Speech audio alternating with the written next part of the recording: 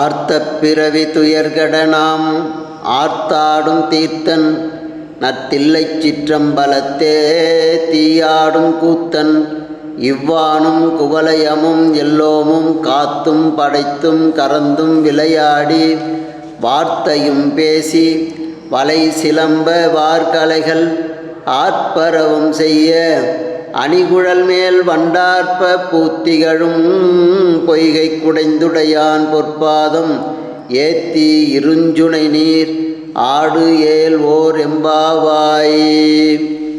எல்லாம் அல்ல செந்தமிழ் சொக்கநாத பெருமானுடைய திருவருளையும் தர்மயாதின குருமணிகளினுடைய குருவருளையும் சிந்திக்கின்றோம். மார்கழி மாதத்தில் இறை வழிபாடு எந்த அளவிற்கு நம்முடைய சமயம் போற்றுகிறதோ அந்த அளவிற்கு தீர்த்தமாடலையும் சிறப்பையும் தீர்த்தத்தினுடைய சிறப்பையும் நாம் உணரும் வண்ணம் நம்முடைய புராணங்கள் எல்லாம் காட்டி கொண்டிருக்கிறது.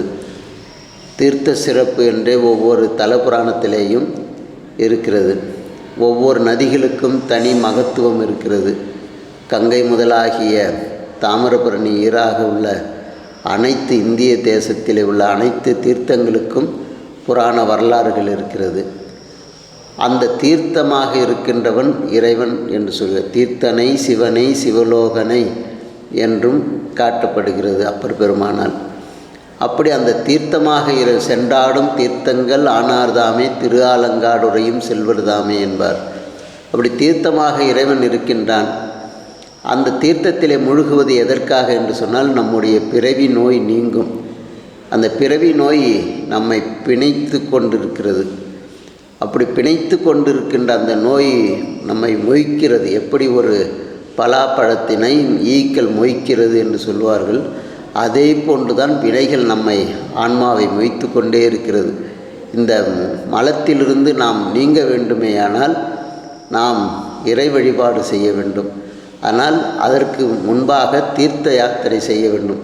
அதனால்தான் மூர்த்தி தலம் தீர்த்தம் முறையாய் தொடங்கினோர்க்கு ஓர் வார்த்தை சொல்ல சற்குரும் வாய்க்கும் பராபரமே என்று சொன்னார். ஆனால் அந்த வகையிலே ஆர்த்த பிறவி துயர்கட நம்மை பிணைத்திருக்கின்ற அந்த பிறவி ஆகிய துயர் கெட வேண்டுமேயானால் நாம் ஆர்த்தாடும் தீர்த்தனாக அந்த தீர்த்தத்திலே முழுக வேண்டும். அந்த தீர்த்தமாக எது இருக்கிறது என்று சொன்னால் இறைவனே இருக்கின்றான். அந்த தீர்த்தமாக நத்தில்லை சிற்றம்பலத்தே தீயாடும் கூத்தன், அந்த தீர்த்தமாக இருக்கின்றவன் யார் என்று சொன்னால் தில்லையில் சிற்றம்பலத்தே கையிலே தீயினை வைத்து கொண்டு ஆடுகின்ற இறைவனாக இருக்கின்றான், கூத்தனாக இருக்கின்றான். இவ்வானும் இந்த வானம் ஆகாயமாகவும் குவலயம் இந்த பூமியாகவும் எல்லோமும் இந்த உலகத்தில் அனைத்து சராச்சரங்கள் அனைத்துமாகவும் காத்தும் எல்லாவற்றையும் காத்தும் படைத்தும் அவைகளெல்லாம் காத்து கொண்டிருக்கின்றான். படைத்து உயிர்களை உடம்பை படைத்து அதனுடைய வினைக்கு ஏற்பவாறு அவற்றை படைத்து கொண்டிருக்கின்றான். கறந்தும் அவைகளை அந்த வினை நீக்க முடிந்த பிறகு அவைகளை ஒடுக்கியும் விளையாடி கொண்டிருக்கின்றான். இது ஒரு விளையாட்டாகவே இறைவன் செய்து கொண்டிருக்கின்றான். இப்படிப்பட்ட இவனுடைய தன்மையை வார்த்தையும் பேசி வலை சிலம்ப வார்கலைகள் நம்ம அங்கே கொடுக்கின்ற அந்த பெண்கள் எல்லாம் இறைவனை பற்றி பேசிக்கொண்டே இருக்கிறார்கள். வலை சிலம்ப வார்கலைகள், அந்த கலைகள் என்றால் ஆடைகள், இவைகளெல்லாம் ஆர்ப்பரவும் செய்யவும் அணிகுழல் மேல் வண்டார்ப்ப அவர்கள் தலை முங்கி குளிக்கின்ற போது தலையிலே அணிந்திருக்கின்ற மலர்களும் அதில் ஆற்றிலே கலைந்து ஓடுகிறது. அந்த மலர்களின் மீது இருக்கின்ற தேன்களை பருகுவதற்காக சுழந்து கொண்டிருந்த வண்டுகள் எல்லாம் அந்த மலர்களின் மீது குழல்களின் மீது மொய்த்து கொண்டிருக்கிறதாம். வார்த்தையும் பேசி வலை சிலம்ப வார்கலைகள் ஆர்ப்பரவும் செய்ய அணிகுழல் மேல் வண்டார்ப்ப பூத்திகழும் பொய்கை. அங்கே இயற்கையாகவே குளங்களிலே நீர் தடாகங்களிலே பூக்கள் எல்லாம் இருக்கிறது. குவளை மலர், தாமரை மலர் முதலியவைகள் எல்லாம் அங்கேயும் இருக்கிறது.